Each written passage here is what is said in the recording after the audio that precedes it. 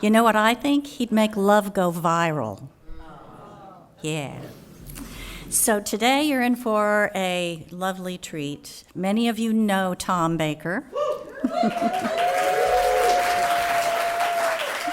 For those of you who are not familiar with Tom Baker, I have a script. Except it's funny, how long with Unity? You'll have to ask him. So I asked. He's been coming here off and on for more than 30 years. So I think he should get a badge for that. For 10 years, he served as a Catholic priest for the Archdiocese of Louisville, doing parish work and teaching at St. Meinrad School of Theology. I actually Googled that and played the little thing to tell me how to say it. For over 30 years, he has been a student and a teacher of A Course in Miracles, which is an absolutely deeply spiritual experience. He lives with his wife, Kathy, here in Virginia Beach, and serves as a psychotherapist in private practice as well. So please welcome warmly Tom Baker.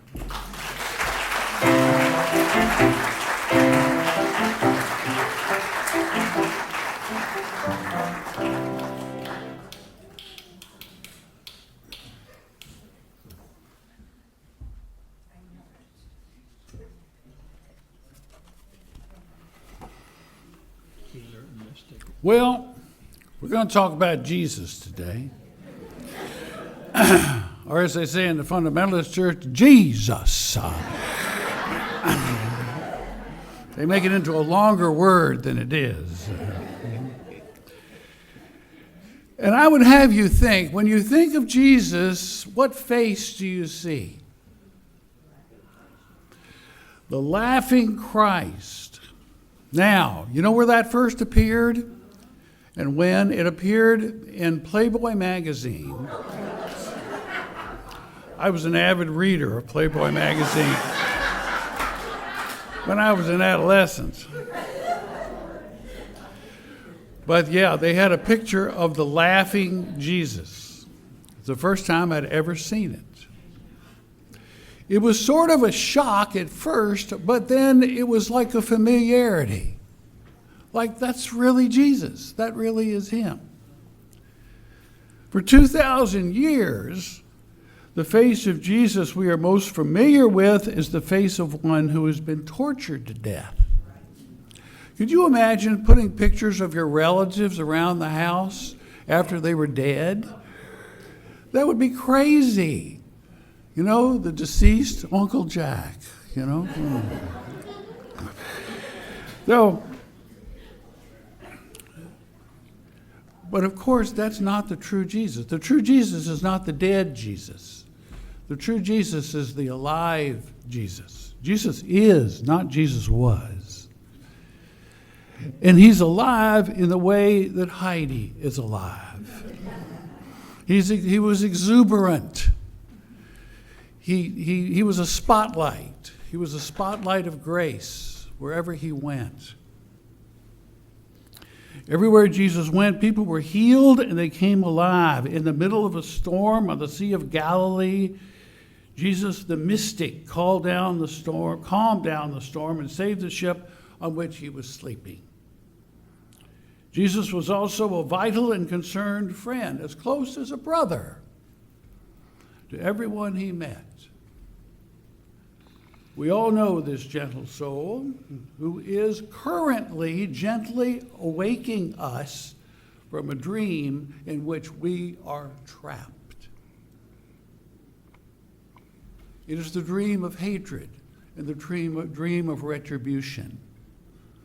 No pain, no gain. You know that dream? That dream in which you're nervous and afraid so much of the time. But he was a healer of all that. Think of the amazement when Jesus touched someone and they got well in just a few minutes, right in front of your eyes. Especially, I think of the lepers who were disfigured and lived in wild places by themselves. When Jesus touched them, their faces became whole, their cheeks became soft, and their smiles became real. That's what he could do. Wherever he went, lepers were greeting their families and hugging their friends. It was something. It was amazing. The lepers could go to their villages and say, "Hello, it's good to see you," rather than "Get out of my way, get away, get away." Now, when I have been really sick, without thinking, I would cry out, "I'm sorry." You ever done that when you were really, really sick? I may be the only one. But it highlights something. I cry out, "I'm sorry." I cried out, "I'm sorry." Now, this came from a place in me below thinking, a kind of instinctual place, a primitive place in my mind. But it felt like in my sickness, I was being punished by God, the ancient God of the Old Testament, where there is the version of a deity who seeks revenge, who seeks retribution. He's like a silent, deadly drone who smites you. Now, that's exciting, but it's very worrisome.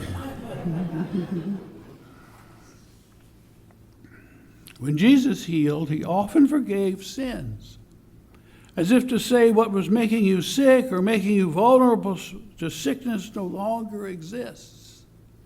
And people got it and got well in just a few minutes. For Jesus' version of God was a gentle, healing God of compassion and grace. Yet in hearing confessions, I often encountered that God of whom people were terrified. One day before Christmas, when we heard the children's confessions, a little girl came into the confession trembling. She was about 7 years old, and I asked her what was wrong, and she blurted out that she was killing her mother. I asked why she thought she was killing her mother, and she replied that her mother told her that she, the little girl, was killing her when she acted up. You know, "Little girl, you're killing me." And the little girl asked me, "Father, am I a murderer? Isn't that awful? Am I going to hell?"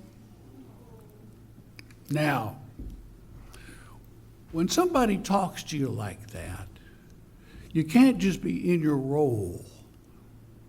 I could have said, "Well, just get it. Get over it.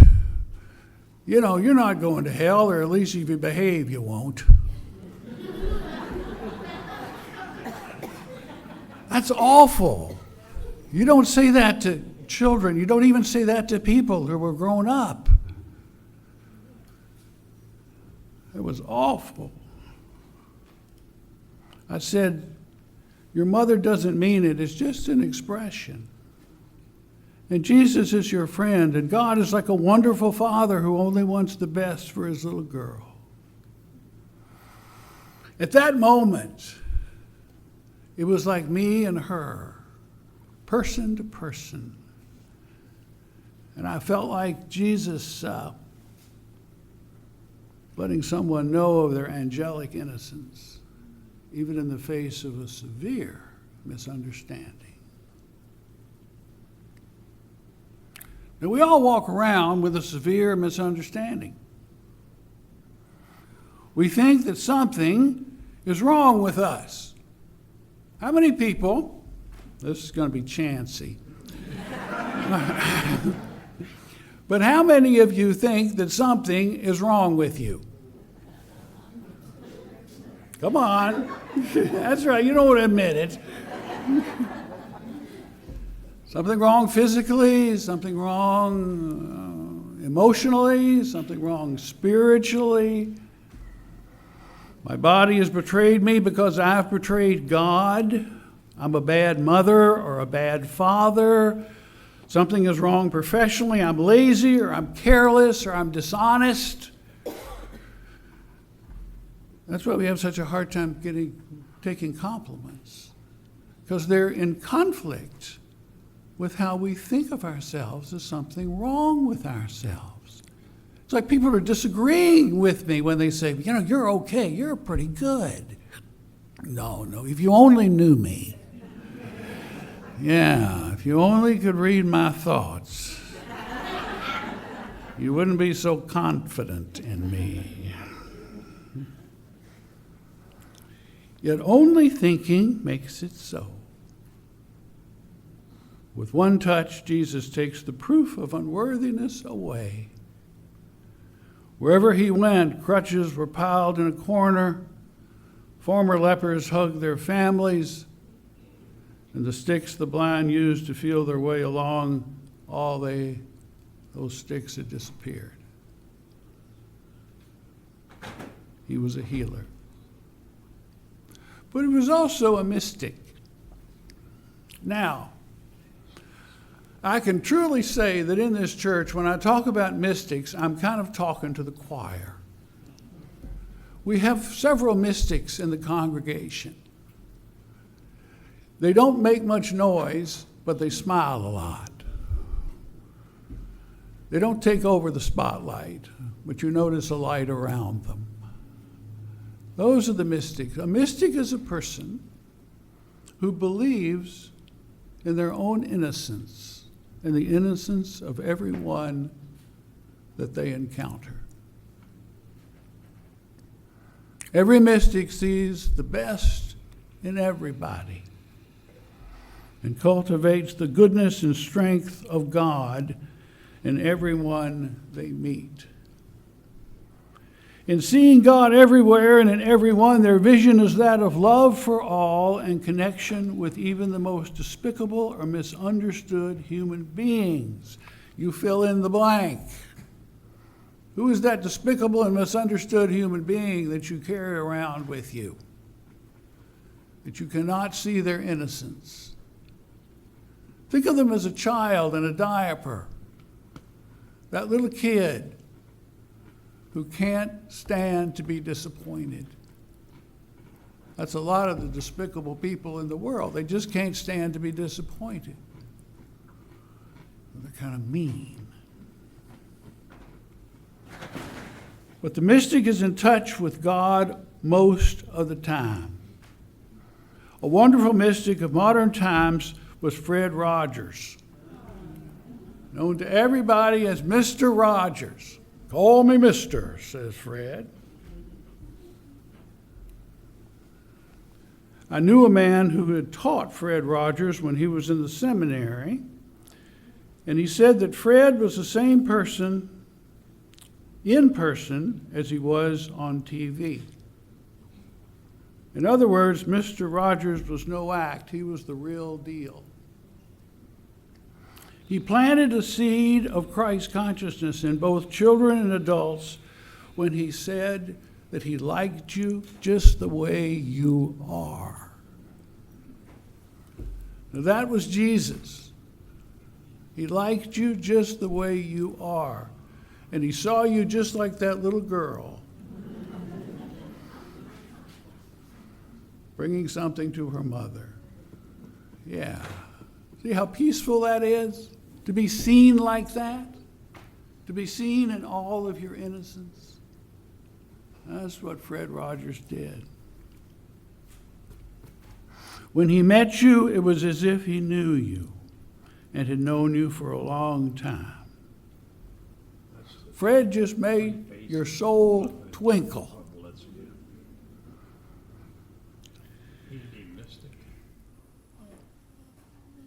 Somebody got the radio on. I thought I'd be an angel in the corner over there, commenting on this talk. I'm trying. A year before I was ordained a priest, I spent 3 months in a Trappist monastery in Georgia where I did not talk. Now that was an experience for me. I loved to talk. But I didn't talk for 3 months. And during that 3 months, things became very clear and very simple. I could read people perfectly. If you were depressed or if you were lying, I could tell it. It was just obvious. Just when you talked, I could tell by the tone of your voice. It was amazing. People were transparent. Well, my spiritual director at the monastery was a priest named Damien Torque. He was the operator for heavy equipment and tractors and backhoes. And he was a big man, a square big man with a shock of white hair. And he was a mystic. He was always happy, but for no reason, what Eckhart Tolle has called uncaused joy. You ever meet somebody who had uncaused joy? Even when they were disappointed, there was like, oh, I'm disappointed. Now, we can really learn something.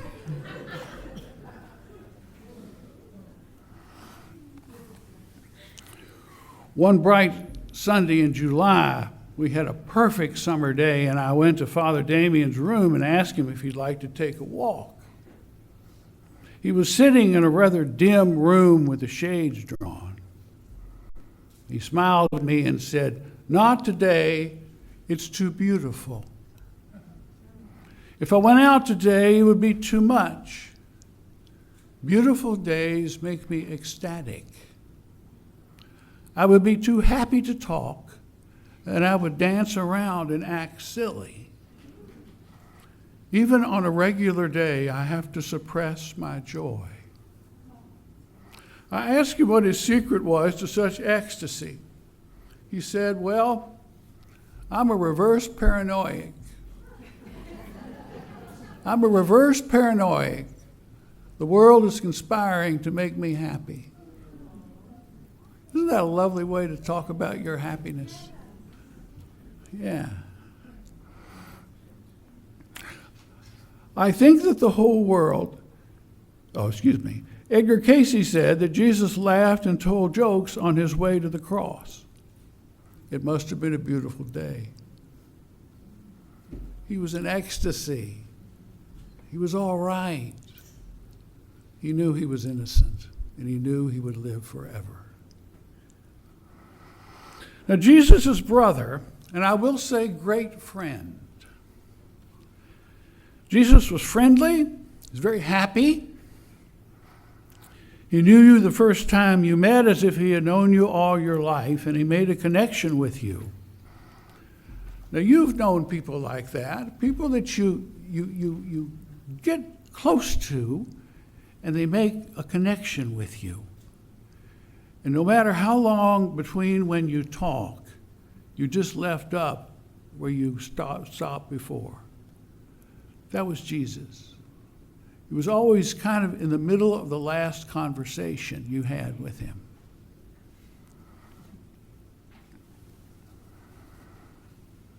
Well, the person that reminds me of that was a man that I got to know in the nursing home. His name was Stanley George. He was 6'5", black, and he was a quadriplegic. He was paralyzed from the neck down. And I met him at the nursing home because he told the staff that he needed a priest to come over and give him last rites and then help him kill himself. I was the priest.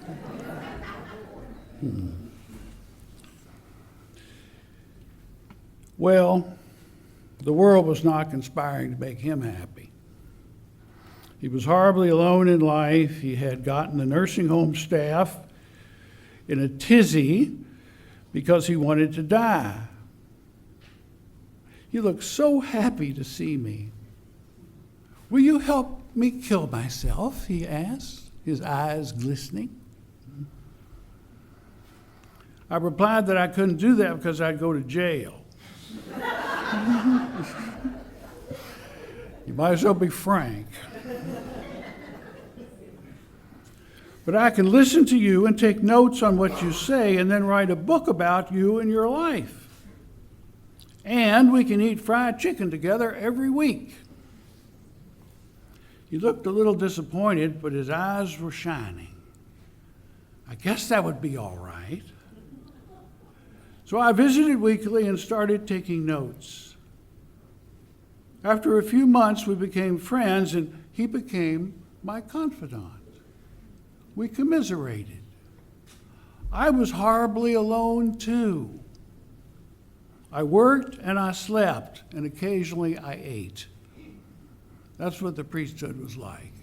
People were with you all the time, but no one was really your good friend. You were this public image person. Remember that about Claudia, if you would. She's a human being and needs friends. She would like to be the friend of you and have you as her friend. I can say that from being in the profession she's in. It's often lonely there. So I was horribly alone, and Stanley was horribly alone, and neither of us could have sex.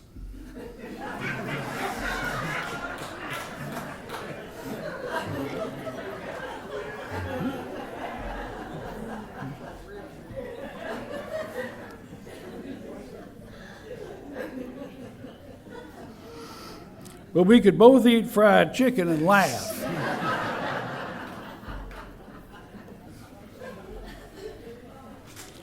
Stanley taught me the meaning of courage, to keep living when there was no other choice. Sometimes that's courage. He also showed me how to be resilient and kind to people who did not care about me. Stanley had to do that all day. Be kind to your caregivers, or they won't take care of you. After a year, we got Stan's legs amputated just above the knee, and we got him a motorized wheelchair. He was suddenly mobile.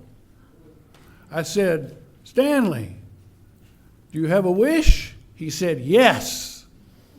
I said, "What do you want?"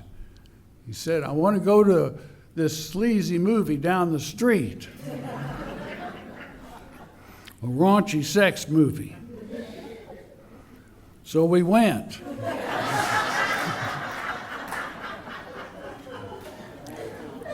When the movie was over and they turned on the lights, I saw a parishioner sitting in front of me.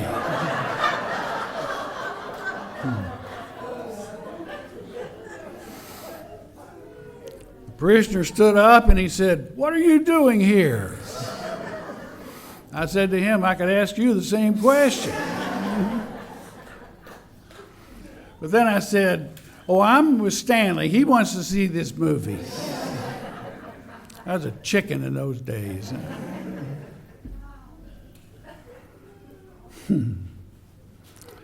But Stanley was a friend like Jesus, always ready to hear what I needed to say and encourage me always. Never did I receive any criticism from that man. It was wonderful. Now there's a fourth face of Jesus, and that is the face of the challenger. Gentle but firm, he taught people who and what they really were and asked them to commit themselves to their true selves. And that's what Claudia is doing with his church now, asking us to commit ourselves to being spiritual beings having a human experience. This is the hardest commitment we ever make in our life. We're stuck in being human. We're just stuck there. We say we can't help it. We're out of control in some ways. We're so stuck there. But she's asking us to go further. to commit ourselves to our true selves, to our spiritual selves, to a spiritual being having a human experience. Claudia is challenging us to commit ourselves to our inner mystic and become healers and brothers and sisters to the world. That will make us transformers of the world, one person at a time, just like Jesus. Thank you, everybody.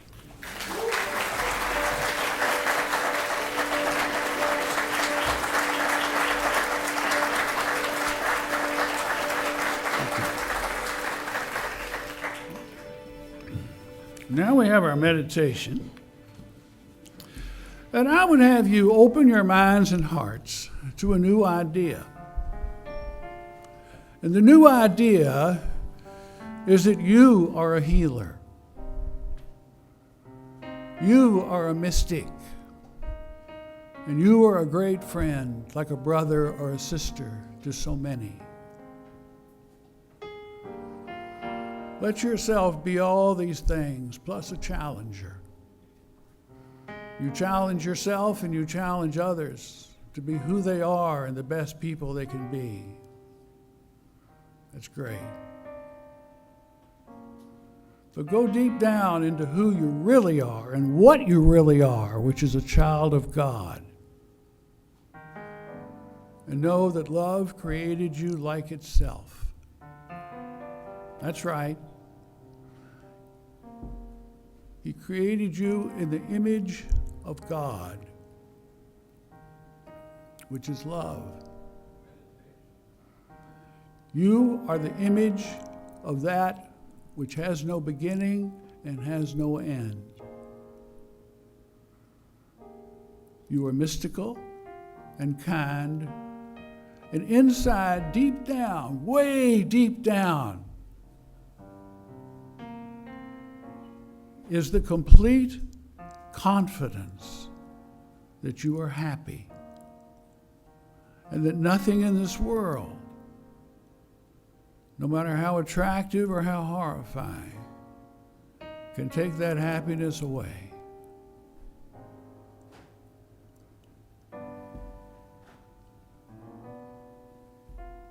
And know that you are helped in this endeavor constantly. That your angels and your guides, the Holy Spirit, Jesus himself, walks with you and talks with you and lets you know that he belongs to you and you belong to him.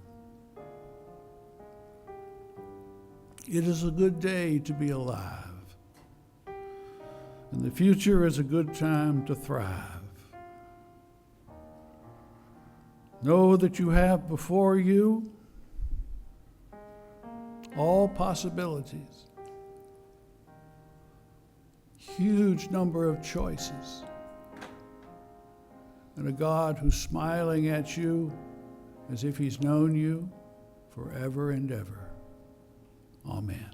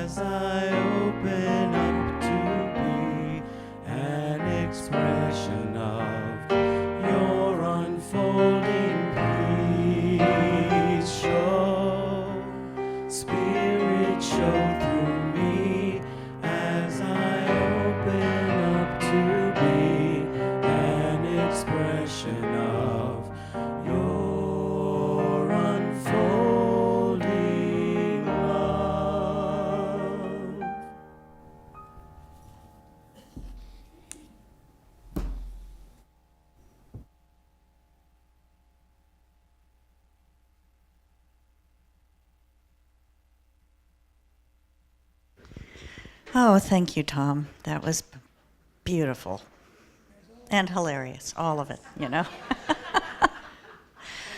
And I think I'm just feeling really blessed to be in this community, and this is a time to express our own feelings of that, to give to this church that supplies us with deep experiences and inspirations.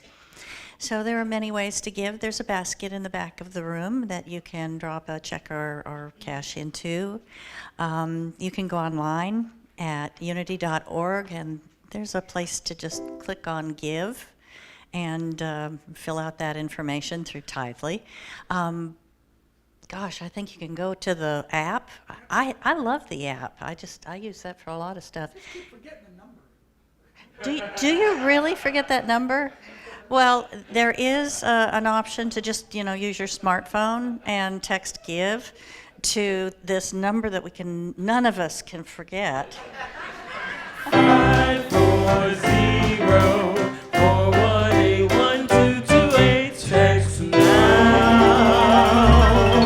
I actually sang that in my sleep one time. I'm sure of it. So take your gift in your hand or your heart, and let's do our offertory blessing together. Divine love, through me, blesses and multiplies all that I have, all that I give, and all that I receive, and I am grateful. Give and it's giving back to you. Give and it's giving back to you. Give and it's giving back to you. Pressed down, shaken together, running over, back in good measure. It's giving back to you.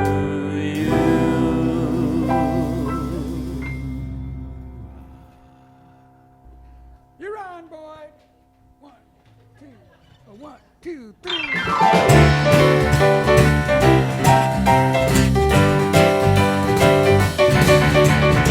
Running around fixing this and that, giving it up to God and then taking it back.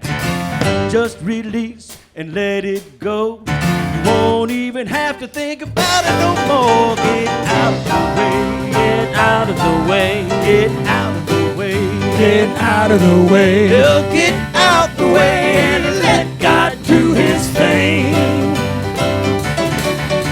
You look like the weight of the world's on your back. Just take a deep breath and cut yourself some slack. All that drama ain't good for you. You couldn't change what is if you wanted to. Get out of the way, get out of the way, get out of the way, get out of the way. Oh, get out the way, let God do his thing. Which got a 8 in.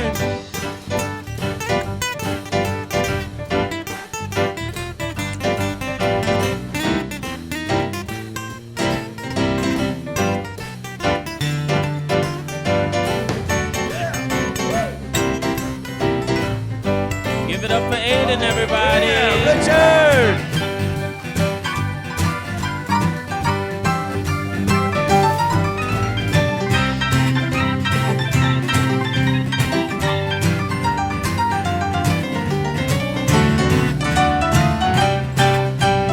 Richard McNeese on keys. Sun's gonna shine and the river's gonna flow. The tide's gonna rise without your say-so. The universe is good and the good is flowing. You don't plant a seed, then dig it up and see if it's growing. Get out of the way. Get out of the way. Get out of the way. Get out of the way. I say get out the way and let God do his thing. One more time, ready? Oh, get out of the way. Get out of the way. Get out of the way. Get out of the way. I say get out the way and let God do his thing. Boy Black, everybody. Is this on? Is this on? Is this on? Check. Gosh. How are we supposed to follow that? You don't. You don't. We don't? Okay then. Oh, good. We're done. All righty. This is the time when we like to recognize and call out all you first-timers.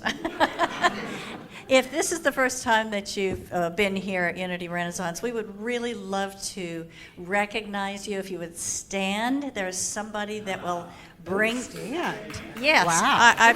Yes. Awesome. Stay standing until they get to you, and we have a gift for you. Inside the packet, there's a card you can fill out and take it to the bookstore to get another gift. And we hope you'll come back again. Thank you for being here. We really appreciate it. And for any of you who are online for the first time, you need to let us know you were on here for the first time. We'll make sure you get something, okay? Or show up. We'd love to have you You here. can come. Yeah, you can come you can anytime. actually come. It's comfy here.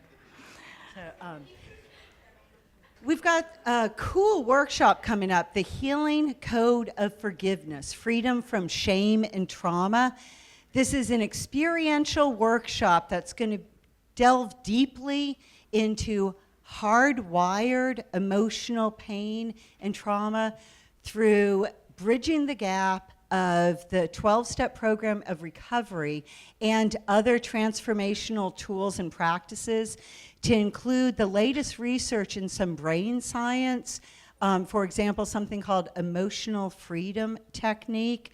So it's going to cover a lot of things in this really awesome workshop.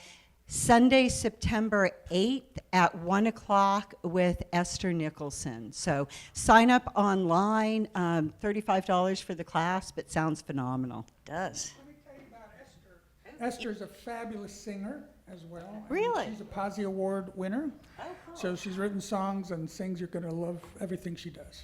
Excellent. Thank you. Nice.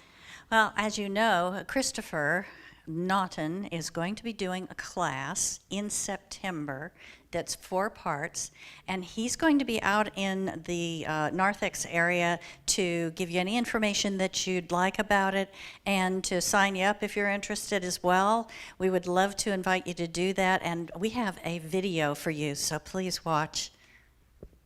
Hey, hi, I'm Reverend Jenny Roll. I am a Unity minister and a former licensed Unity teacher at Unity Renaissance.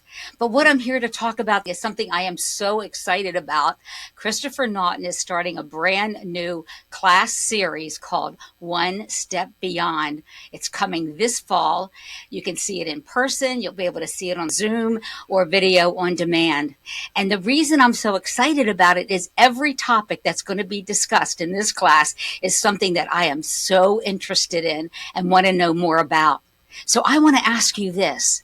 Are you willing to go out on the edge of your spiritual journey? Are you ready to expand into unlimited possibilities and discoveries? Then guess what? Sign up today on unityrenaissance.org. Christopher has 4 amazing, nationally recognized guests who will answer your questions and mine on how supernatural phenomena, from crop circles to near and sheared death experiences to visions of the Virgin Mary and angels, as well as UFOs and UAPs, will change religion and your and my spiritual journey. So I invite you to see the ad in Spirituality and Health magazine, now a Unity publication, and then go to unityrenaissance.org/one-step-beyond, where you can find out more and sign up now. The series starts September 18th. Substantial savings will be given to you if you sign up by September 11. Scholarships are also available. Alan Cohen, who's going to be one of the speakers in this series, that maybe some of you have read his book, some of you have seen him at the Unity Spiritual Centers. This is what he's saying about the times that we are in right now. And it goes like this. The paranormal is becoming normal, the supernatural natural, and the extrasensory sensory. Let's go one step beyond. I'm going to be there. See you there. Awesome. Before we move, you're next, right? I'm next. You're next. And I think we've got a living example of what's next. So This afternoon, right after the service, the mighty men of Unity will be providing hot dogs with all the fixins. So come on out, have a hot dog, and chat with some of the gentlemen. Woohoo! I'm a cannibal. Thanks, dog. You can take a seat now. A Frankenweenie.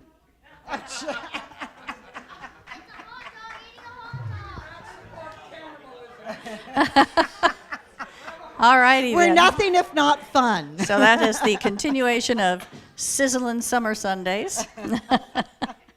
Have a dog afterwards, and please enjoy. I want to call Nick up here real quick. Well, I just have a quick announcement, everyone. Today is Aiden's last Sunday with us as he prepares to go back to school. So I just would like us all to give him a big round of applause for all that he has contributed to the music team this summer and every summer that he comes back home. Aiden, we love you. We know that you're going to do amazing things this last school year, and we can't wait to see what the future brings for you, sir. Let's do the Christ blessing for him really quickly, everyone together. We love you, we bless you, we appreciate you, and we behold the Christ in you. Thank you. Best to you. I just wanted to also let you know that, as usual, every Sunday we have a board member who's available to answer any questions, and this week it is Adrian Diggs, one of our treasurers. You'll find her hanging out in the narthex or Meyer Hall or wherever. You know what she looks like. Drag her down. Track her down. And so now it's time for our prayer of protection. All right, everybody. The light of God surrounds us. The love love of God enfolds us. The power of God protects us. And the presence of God watches over us. Wherever we are, God is, and all is well. Let there be peace on earth, and let it begin with me. Let there be peace on earth, the peace that was meant to be. With God as creator, family all are we. Let us walk with each other in perfect harmony. Let peace begin with me. Let this be the moment now. With every step I take, let this be my joyous vow.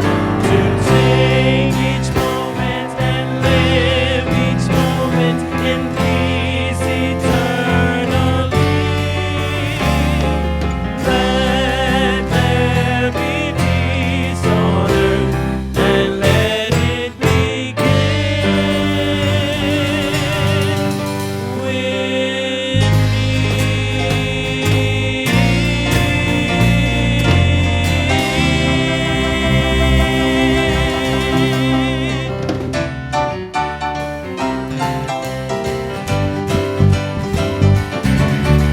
Get out of the way, out of the way, get out of the way, get out of the way. I say get out the way and let God do his thing. Yeah, get out of the way, get out of the way, get out of the way, get out of the way. I said get out the way and let God do his thing.